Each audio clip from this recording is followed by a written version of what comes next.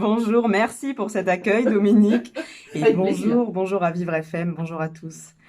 Alors, moi, je suis ce qu'on appelle une grande enfant. J'adore regarder les épisodes des Tortues Ninja sur YouTube. Moi Ouais, aussi. ah bah super, on a des points communs. Avant de m'endormir, j'ai peur qu'il y ait un monstre dans mon placard à balai, donc je dors la tête sous les draps parce que c'est bien connu, ça protège. Et ce que je déteste par-dessus tout, c'est perdre au Monopoly. Mais l'enfant que je suis a quand même des limites, hein. Le matin du 25 décembre, quand, surprise, les cadeaux apparaissent au pied du sapin, je ne crois plus au Père Noël, hein. Ah bon? Bah non, je sais que ce sont mes parents. Quand je perds une dent et que, surprise, je retrouve une pièce sous mon oreiller, je ne crois plus à la petite souris, je sais que ce sont mes parents. Ah bon? Vous êtes Oui, sûr? oui, mais je vous rassure, la dernière fois que ça m'est arrivé, c'était une pièce de 5 francs, hein, qu'on soit bien d'accord. J'ai 29 ans, mais j'ai toutes mes dents aussi. Mais l'autre matin, quand je me lève, j'ouvre mes volets et qu'est-ce que je vois sur l'immeuble d'en face? Surprise! Un message collé sur plusieurs mètres avec de grandes lettres noires sur fond blanc qui disait «Sois fier et parle fort». Alors bah ça, bon, c'est pas un coup du Père Noël, hein, ni de la petite souris, mais c'est mes parents, décidément. Ils sont prêts à tout pour me montrer qu'ils me soutiennent pour mes chroniques radio. Ils sont géniaux. Mais oui!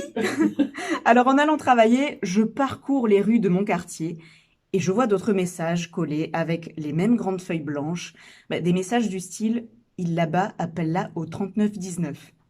Ah, Bon, là, ouais. je comprends que ce ne sont pas mes parents qui ont fait ça. Et non, Julie, le monde ne tourne pas qu'autour de toi. Ça veut dire déjà que c'est une bonne nouvelle, votre papa tape pas sur votre maman. Exactement, c'est exactement ça.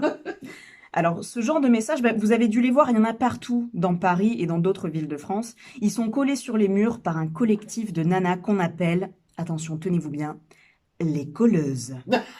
Oui, bon, on sent qu'il y a personne au marketing, hein. Mais on s'en fout, les nanas, ce sont de vraies héroïnes. Moi, je les admire. Déjà, elles font ça la nuit. Moi, tu m'enlèves 30 minutes sur mes 7 heures de sommeil. Le lendemain, c'est plus des poches hein, que j'ai sous les yeux, c'est des baluchons. Ouais. Les colleuses, elles arpentent les rues de Paris, un seau de colle sous le bras, un paquet de feuilles sous l'autre, et elles croisent des mecs bourrés, des rats affamés, des flics prêts à verbaliser. Oui, parce que c'est quand même 68 euros d'amende hein, pour collage sauvage. Ouais, ça c'est vraiment pas juste. Ouais, c'est pas juste, mais elles sont prêtes à tout pour tapisser les murs de messages qui dérangent. Est-ce que vous savez pourquoi je sais que ça dérange?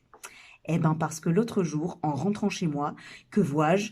Les messages ont été enlevés. Mais vraiment à l'arrache, hein, parce que pour le coup, la façade de l'immeuble, on dirait un cadeau sur lequel t'as voulu enlever le prix, mais c'était trop collé.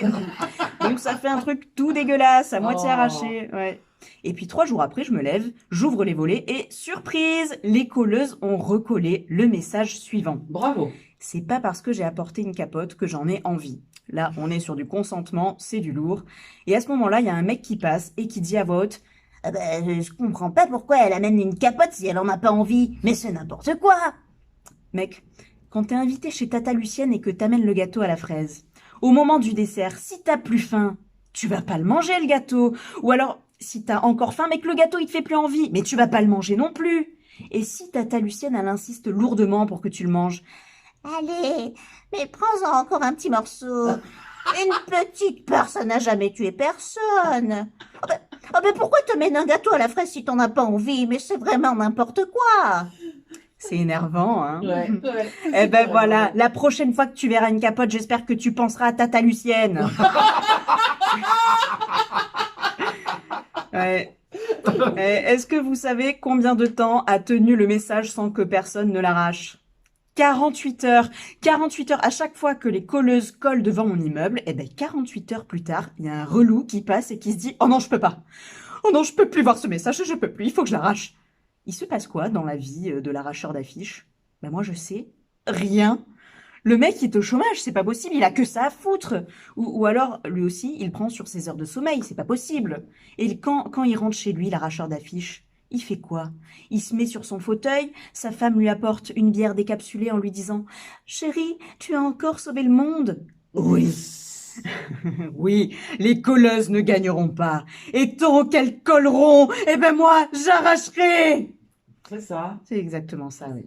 Eh ben, vous savez, quand je pense à tout ça, je me dis que je suis sûrement un petit peu plus adulte que ce que je pense parce que j'aime pas perdre au Monopoly, mais je déteste encore plus l'arracheur d'affiches.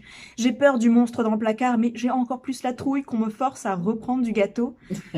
Et j'adore regarder les Tortues Ninja. Mais je préfère quand même encore plus regarder les messages des colleuses en bas de chez moi.